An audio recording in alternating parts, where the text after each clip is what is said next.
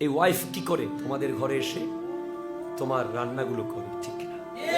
তোমার সন্তানকে পালে, তুমি আসার আগে ঘর গুছিয়ে রাখে, তোমার মা বাবার সেবা করে, তোমার পরিবার পরিজনের দায়িত্ব নিয়েছে, নিজে না ঘুমিয়ে তোমার বাবা মার খেদমত করে, নিজে না ঘুমিয়ে তোমার সন্তানকে ঘুম পাড়ায়, তোমার জন্য রাত বিরাত পর্যন্ত অপেক্ষা করে, সারা জীবনের সমস্ত আপনজনগুলোকে রেখে চলে আসে তোমার কাছে।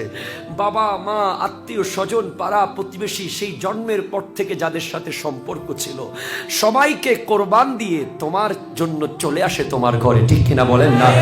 তোমার দুঃখে দুঃখী হয়, তোমার সুখে সুখী হয় তোমার ওয়াইফ। তুমি যেই নারী সারা জীবনের আপন ছেড়ে একদিনের পরিচয়ে বিয়ের সেই আগের দিন কবুল বলে আল্লাহ রাসূলকে সাক্ষী রেখে তোমার কাছে এসে গেল, তুমি কোন সেন্সে তাকে যৌতুকের জন্য আক্রমণ করো, তার বিরুদ্ধে কথা বলো, তার বিরুদ্ধে কথা বলো। তোমার মা কিভাবে যৌতুক চায়, তোমার বাবা কিভাবে যৌতুক চায়, যেই নারী নিজের জীবনটাই তোমাদের জন্য কোরবান করতে প্রস্তুত হয়ে গেছে, তার থেকে ফার্নিচার নিয়ে তুমি কি পাবে? তা বলেন ঠিক কিনা? আজকে আমের দিন আসলে তোমার মা খোঁচা মেরে দেখিয়ে দেয়, বউ পাশের বাসায় যে আম দিয়েছে, পাশের বাসায় যে আম এসেছে অনেক মজা ছিল, ঠিক কিনা? উদ্দেশ্য কি? উদ্দেশ্য পুত্রবধূকে খোঁচা দেওয়া, ঠিক কিনা? বউ পাশের বাসায় তালের পিঠা দিয়েছে, ছেলের শ্বশুর বাড়ি থেকে কোরবানির সময় বিশাল এক গরু দিয়েছে, নাউজুবিল্লাহ বলেন না, ছাগল দিয়েছে, আম দিয়েছে, কাঁঠাল দিয়েছে, মধুভাত দিয়েছে। একটা মেয়ে নতুন শ্বশুর বাড়িতে এসেছে, সে অনেক কিছু বুঝবে না, অনেক সিস্টেম সে জানবে না, সে নতুন তার জন্য।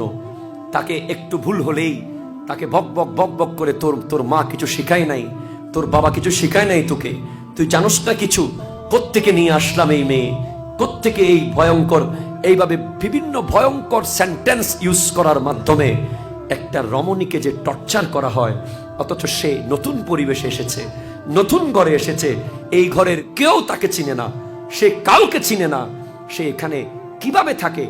আমি নিজে উপলব্ধি করি, আমি 2 দিন, 1 দিনের বেশি আব্বা আম্মাকে ছাড়া থাকতে পারি না, আমার কান্না চলে আসে। আমি আশ্চর্য হয়ে যাই যে এই নারীরা কিভাবে বুকে পাথর বেঁধে থাকে, সারা জীবনের মা বাবার প্রেমকে ছেড়ে কিভাবে একজন পুরুষের সাথে চলে আসে বিয়ের মাধ্যমে। এটা অনেক বড় স্যাক্রিফাইস, অনেক বড় ত্যাগ। যেই ত্যাগটা উপলব্ধি করলেই শুধু বুঝতে পারতেন, নিজেকে যদি সেই রমণীর জায়গায় দাঁড় করাতেন বুঝতে পারতেন, হাই হাই হাই। আর যেই স্বামী বিদেশ থাকে, যেই স্বামী অ্যাব্রডে কাজ করে, যেই স্বামী আমেরিকার দুবাই সৌদিয়াতে থাকে, নারীটাকে বিয়ে করে এনে স্বামীও নাই, বাবা মাও নাই, কিভাবে সেই মেয়ে জীবন যাপন করছে। আমি মনে করি এক একজন পুত্রবধূ এক একটা ধৈর্যের পাহাড়, কথা বলেন ঠিক কিনা? আরো জোরে বলেন ঠিক কিনা বলেন। সুতরাং মা, আপনাদের প্রথমে হাত জোর করে বলবো, আমার মাদেরকে বলবো, আজকের পর থেকে আপনার পুত্রবধূকে জীবনে কোনোদিন ইঙ্গিত করে কিছু বলবেন না। তাদের উচিত হবে ছেলের বউকে ইমোশনাল ব্ল্যাকমেইল না করা, টর্চার না করা, খাবার টেবিলে বিভিন্ন ইঙ্গিতমূলক কথা না বলা। সে ভুল করলে তাকে ক্ষমা করে দিন, 1 বার 2 বার 3 বার ক্ষমা করুন, দেখবেন 4 বারে সে বুঝে যাবে আমার শাশুড়ি আম্মা নয়, এটা তো আমার নিজের মা। কারণ আমার মা যেভাবে আমাকে ক্ষমা করে দিত, আমার মা তো আমাকে অবশ্যই ক্ষমা করে দিত। 3 বার 4 বার 10 বারও ক্ষমা করে দেয় নিজের মা, ঠিক কিনা? শাশুড়ি মা যখন ক্ষমা করবে, এই পুত্রবধূ আপনার জন্য জীবনটা দিয়ে দেবে। এখন ছোট্ট ছোট্ট বিষয়ে রেগে যাবেন না, ছোট্ট ছোট্ট বিষয়ে বাবা মা ধরে কথা বলবেন না।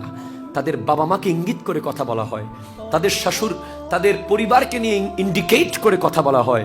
তারও একটা আত্মসম্মান বোধ আছে, তারও একটা ব্যক্তিত্ব আছে, কথা বলেন না ঠিক কিনা? এই বিষয়গুলো বড় জরুরি সমাজের মধ্যে। আমার যুবক ভাইয়েরা, ওই নারী সারাটা জীবন কবরে যাওয়ার আগ পর্যন্ত তোমার জন্য শুধু খেদমত করতে থাকবে।